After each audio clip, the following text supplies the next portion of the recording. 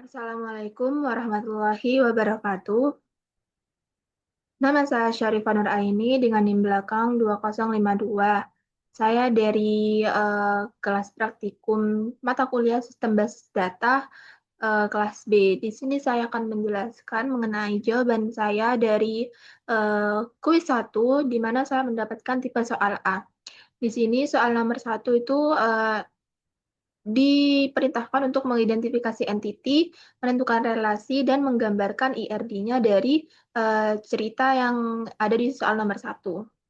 Baik, untuk entiti yang saya identifikasi tersebut ada beberapa, di antaranya yaitu yang pertama, entiti pelanggan, di mana atributnya itu ada ID pelanggan sebagai primary key, nama pelanggan, usia, alamat, dan nomor telepon, dengan nomor telepon itu merupakan UID atau Unique Identifier.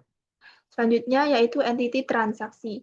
Di sini atributnya yaitu ID transaksi, di mana ID transaksi merupakan primary key dan tanggal transaksi, total harga, metode pembayaran, dengan ID pelanggan dan ID kasir sebagai foreign key.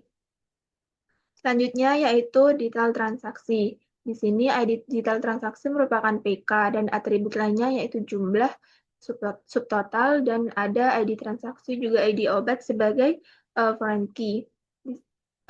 Entiti selanjutnya yaitu kasir. Di sini ada ID kasir sebagai primary key, nama kasir, dan nomor telepon dengan nomor telepon merupakan UID. Selanjutnya yaitu ada obat dengan atribut yaitu ID obat sebagai primary key, nama obat, dosis, kategori, harga, dan ID perusahaan serta ID program sebagai foreign key. Selanjutnya yaitu perusahaan. Di sini atributnya yaitu ID perusahaan sebagai primary key, nama perusahaan, dan alamat. Dan entiti yang terakhir yaitu program. Dengan atribut yaitu ID program sebagai primary key, nama program, dan deskripsi program, di mana deskripsi program ini nul ya, jadi opsional, bisa diisi atau bisa tidak. Selanjutnya yaitu menentukan relasi antar entity. Saya lanjut ke gambarnya aja ya. Menentukan relasi antar entity. Di sini entity pelanggan dengan entity transaksi, relasinya yaitu one to many, di mana optionality-nya terdapat di pelanggan opsional dan di samping transaksi merupakan mandatory. Mengapa di sini one to many? Karena pelanggan pasti melakukan satu transaksi, namun pelanggan belum tentu melakukan transaksi. Namun setiap transaksi ini pasti sudah dilakukan oleh pelanggan. Selanjutnya yaitu entity transaksi dan detail transaksi. Di sini detail transaksi itu merupakan tabel penghubung antara transaksi dan obat, karena transaksi dan obat ini relasinya many to many, jadi membutuhkan tabel penghubung di antara transaksi dan obat. Di sini transaksi dengan detail transaksi relasinya one to many dengan optionality-nya mandatory, di mana transaksi ini pasti memuat detail transaksi, dan detail transaksi ini pasti juga mencantumkan transaksi, memuat transaksi. Dan obat dengan detail transaksi ini one to many juga, dan opsionalitasnya yaitu mandatory. Alasannya kenapa? Karena obat ini pasti tercantum pada detail transaksi, serta detail transaksi ini pasti mencantumkan obat apa yang ada di transaksi. Nah, selanjutnya antara entity kasir dan entity transaksi. Relasinya yaitu one to many dengan optionality-nya kasir tidak selalu menangani banyak transaksi, dan banyak transaksi itu pasti telah ditangani oleh kasir. Maka dari itu relasinya one to many antara kasir dan transaksi. Selanjutnya yaitu program dan obat. Di sini relasinya one to many dengan opsionalitasnya yaitu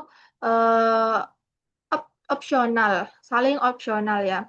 Karena setiap obat itu pasti belum memiliki program, dikarenakan mungkin obat itu tidak termasuk dalam program, dan juga program belum tentu juga memiliki obat, dikarenakan program tersebut mungkin tidak satu tujuan dengan fungsi dari obatnya. Maka dari itu, di sini opsionalitasnya yaitu opsional, tidak mandatory, dan relasinya one to many. Selanjutnya, antara entiti perusahaan dan obat. Di sini relasinya yaitu one to many antara perusahaan dan obat. Juga opsionalitasnya yaitu perusahaan, mungkin perusahaan yang baru itu belum tentu memproduksi obat. Namun setiap obat yang sudah ada itu pasti telah diproduksi oleh sebuah perusahaan. Makanya opsionalitasnya yaitu antara perusahaan ke obat itu opsional ke mandatory. Di sini one to many karena tadi sudah jelaskan satu perusahaan itu pasti bisa memproduksi satu perusahaan itu belum tentu bisa memproduksi obat. Namun dari banyak obat pasti telah diproduksi oleh sebuah perusahaan. Selanjutnya yaitu soal nomor 2, menormalisasikan sebuah tabel. Di sini tabel awalnya seperti ini. Ini tentang produk Apple ya, yang produk Apple yang dijual pengirimannya. Pengirimannya itu gimana, username yang membeli itu siapa, jumlahnya berapa, harganya berapa. Nah, di sini kalau di tabel awal ini kan pada bagian sini itu multi value. Jadi pada satu NF saya mengidentifikasi untuk menghilangkan multi value. Di mana setelah menghilangkan multi value saya mendapatkan tabel baru dengan rinciannya seperti ini. Jadi multi value yang tadi yang seperti ini itu dijadikan sendiri-sendiri dengan PK-nya yaitu nomor transaksi ya ini jadi sendiri-sendiri seperti ini. Jadi nggak double gitu. Selanjutnya yaitu tahap 2NF. Di sini menghilangkan partial dependency. Nah, di sini pada tabel yang hasil dari satu NF tersebut terdapat partial dependency karena di sini kan terdapat dua primary key pada kode produk dan nomor transaksi, di mana kode produk ini nggak sejalan, maksudnya bukan nggak sejalan, nggak terkait dengan transaksi. Maka dari itu, nomor transaksi, waktu transaksi, status, nama pelanggan, username, nomor telepon, dan alamat pelanggan itu dipisah dari tabel kode produk. Maka tabel yang dapat dihasilkan dari 2NF yaitu yang pertama ada tabel status pengiriman, yang kedua ada tabel pelanggan, dan yang ketiga terdapat tabel detail transaksi. Selanjutnya yaitu 3NF. 3NF ini saya mengidentifikasi untuk menghilangkan transitive dependency, di mana pada hasil dari tabel detail transaksi 2NF ini tadi, saya menemukan bahwa dari nama produk ini itu ternyata dia terkait pada dua primary key, kode produk dan nomor transaksi. Namun, nama produk di sini itu lebih berkaitan dengan kode produk, bukan pada nomor transaksi.